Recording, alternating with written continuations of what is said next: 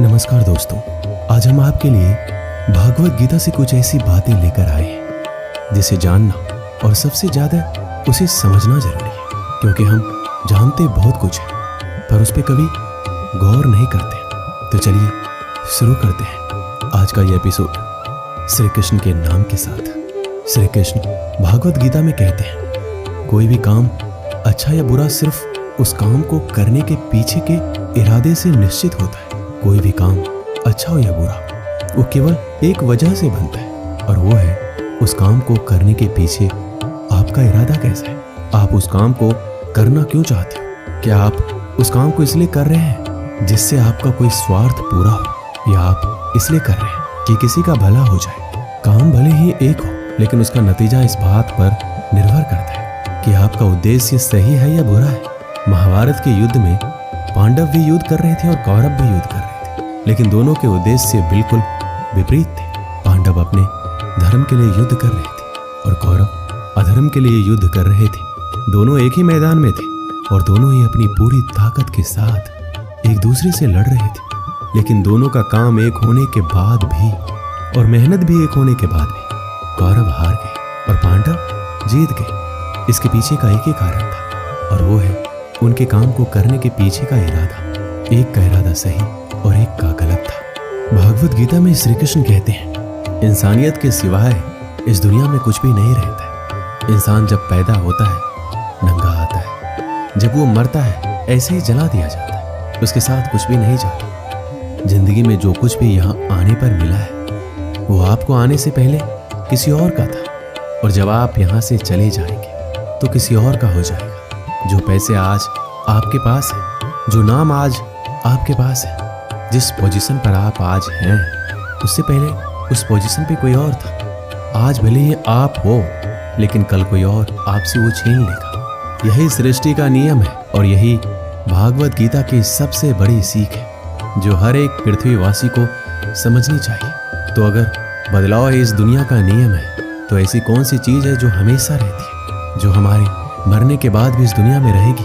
वो चीज है इंसानियत। सबसे पहले एक अच्छा इंसान बनिए, और हर एक मनुष्य उस परमात्मा का अंश है जो हमारे सीधे तार उस परमात्मा से जुड़े हुए हैं। जो हमारी आत्मा कभी गलत नहीं हो सकती, पर हम शरीर के सुखों के लिए गलत कर्मों को करने में लग जाते हैं और उनका नतीजा भी गलत होता है। आज हमारे पास जो कुछ भी है, चाहे हमारा प्यार हो या रिश्ता हो या पैसा या नाम, एक दिन हमसे छिन जाएगा, दूर चला जाएगा। यही सृष्टि का नियम है, जो कल किसी और का था वो आज आपका है, लेकिन जो आज आपका है वो आने वाले दिनों के बाद किसी और का हो जाएगा। श्रीमद् भागवत गीता में श्री कृष्ण कहते हैं, आप जैसा सोचते हो वैसा बन जाते। आज आप अपने जीवन में जो कुछ भी हो, केवल और केवल आपकी सोच की वजह से। आज कोई भी इंसान अगर किसी लेवल पे है, चाहे वो लेवल ऊपर हो या नीचे, वो सिर्फ उस इंसान की सोच की वजह से है। अगर एक भिखारी भी अमीर बनना चाहे तो बन सकता है। दुनिया में कोई ऐसी ताकत नहीं है जो उसे अमीर बनने से रोक सके। श्री कृष्ण कहते हैं, सच्चाई और अच्छाई को कभी हराया नहीं जा सकता, ना कभी छुपाया जा सकता। इसलिए सच कहने और अच्छे कामों को करने से कभी मत डरिए। सच्चाई और सूरज को ज्यादा देर तक छिपाया नहीं जा सकता। एक वक्त आने पर इनको दुनिया के सामने आना ही पड़ता है। आप उनको सामने आने से नहीं रोक सकते। इसलिए अगर आज आप कोई ऐसा काम कर रहे हैं जो गलत है और जिसमें झूठ है, तो आपको उस काम को तत्काल ही छोड़ देना चाहिए, क्योंकि किसी ना किसी दिन आपकी सच्चाई इस दुनिया के सामने जरूर आएगी। हम सब अपने जीवन में बहुत सारे झूठ बोलते हैं, किसी के आरोप से बचने के लिए या फिर अपना फायदा देखने के लिए। भागवत गीता में ये कहा गया है, अगर आप कोई ऐसा सच बोलते हैं जिससे किसी मासूम के साथ अन्याय होता हो, तो वह बोला गया सच अच्छा नहीं होता है।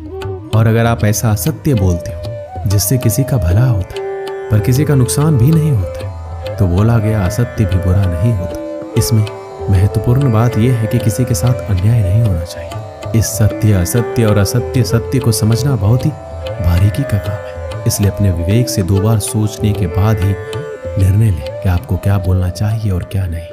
भागवत गीता में श्री कृष्ण कहते हैं, हमें सिर्फ कर्म करने का अधिकार है, फल के बारे में ना सोचें। आपको काम करने की तो छूट है, लेकिन अपने आपके उस काम में होने वाली जीत और हार में खुद को बांध करके नहीं रखना चाहिए।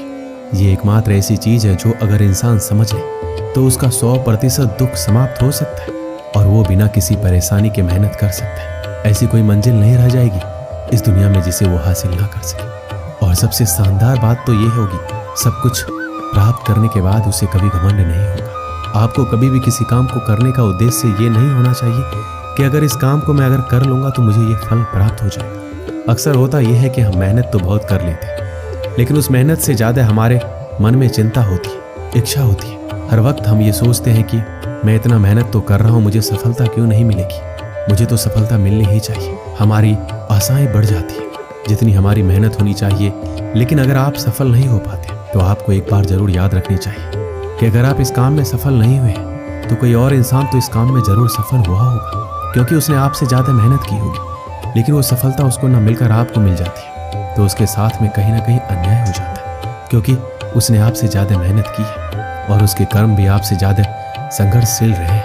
जिस दिन आपका कर्म ज़्यादा संघर्षशील बन जाएगा उस दिन सफलता आपकी हो जाएगी। श्री कृष्ण कहते हैं, माफ करना महान व्यक्ति की निशानी है।